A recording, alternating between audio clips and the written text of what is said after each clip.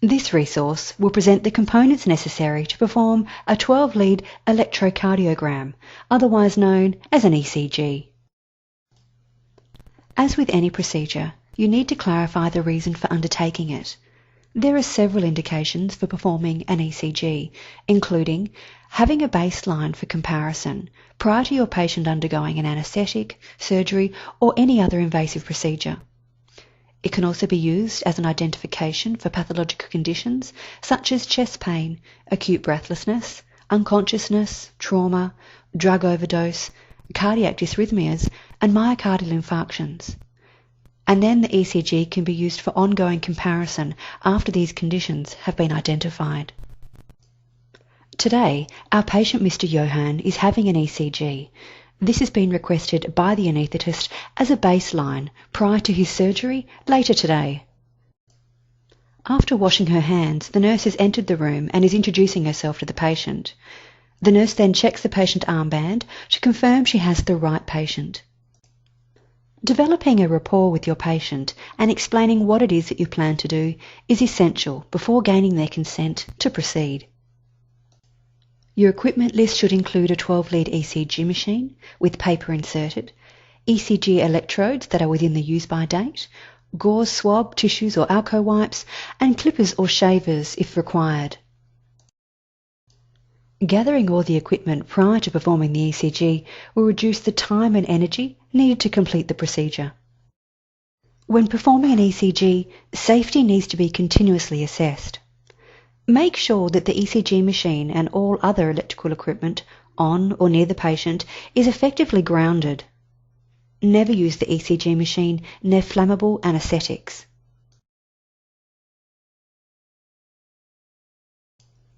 Providing a clear explanation of the procedure will often reduce the patient's anxiety and assist the patient in complying with the requirements of the assessment. Explain that lying still is important as muscle movement will interfere with the reading. Clothing needs to be removed above the waist to help with the location and attachment of the leads. All jewellery and watches are removed so there is no electrical interference. Clean, dry skin ensures the best conduction of electrical impulses. If the patient has oily skin, the skin can be cleaned with alco wipes to remove the oil.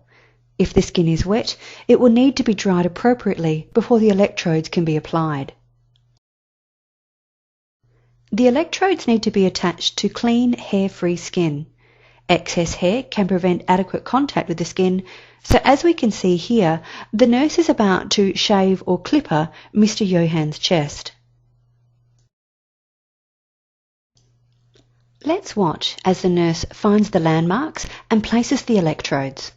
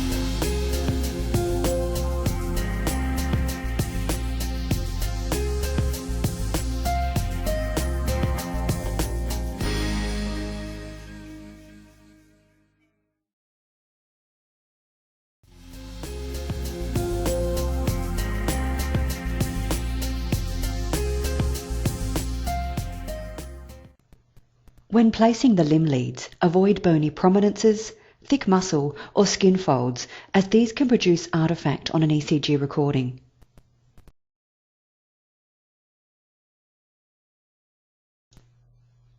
All of the leads are marked with the relevant acronyms for correct placement, such as V1 and V2.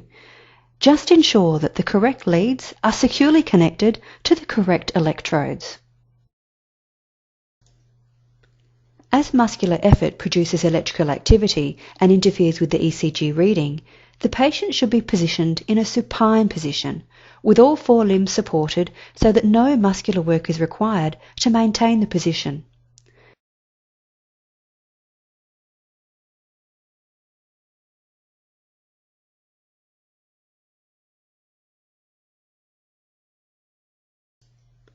The provision of privacy is imperative to preserve a patient's dignity, as we can see, the patient's chest will be exposed during the procedure.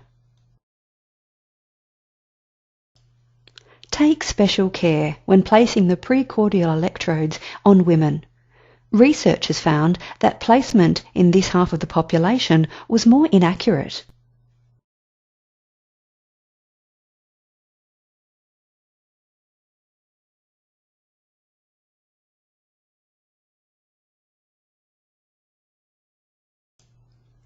As undergraduate students, you need to be able to identify a normal PQRST complex. Once you have printed and reviewed the ECG, you need to ensure correct documentation. This includes ensuring a patient label is placed on the reading, including the date and time that the ECG is taken. You then need to put your name, signature and designation on the reading. Include a pain score out of 10. And if the patient is in pain or showing other signs and symptoms, ensure it is reviewed by a doctor immediately. There are certain problems that may arise whilst you're doing the ECG that you will need to troubleshoot. The most common is artefact. Artefact is an artificial disturbance affecting the quality of the ECG. To improve it, you may like to keep the patient warm, encouraging them to relax. Check that the electrodes are actually attached to the patient and reapply them if necessary. Ensure that the skin is clean and dry. The ECG leads may be faulty and need replacing. And try turning off non-essential electrical equipment. Other areas that you may have to troubleshoot including if the signal is weak, if you have a wandering baseline, or you are quite simply out of paper. Having completed the ECG reading, it is now time to pack all the equipment away.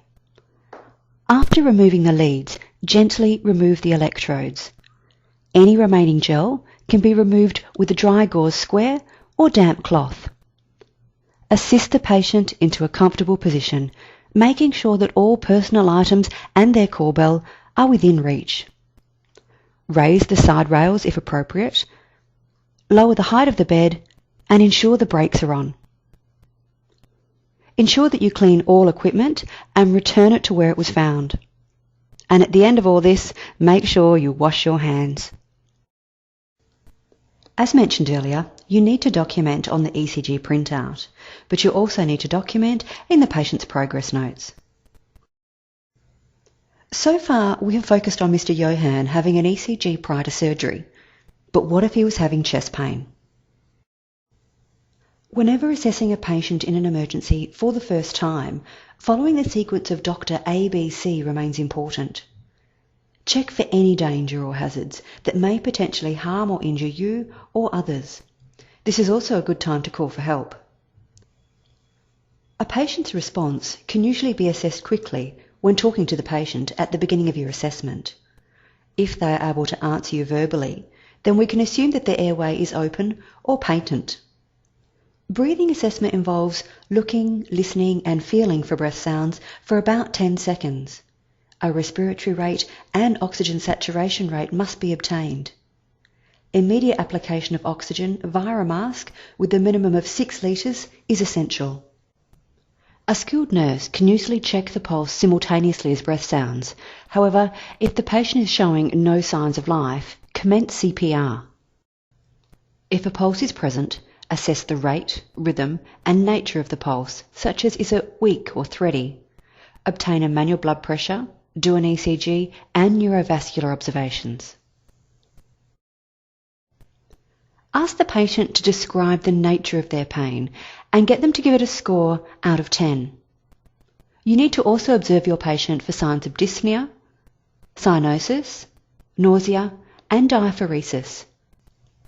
Further medications such as aspirin, nitrates or morphine may be ordered, and if you can, place the patient on a monitor as soon as possible. but most importantly, do not leave your patient alone.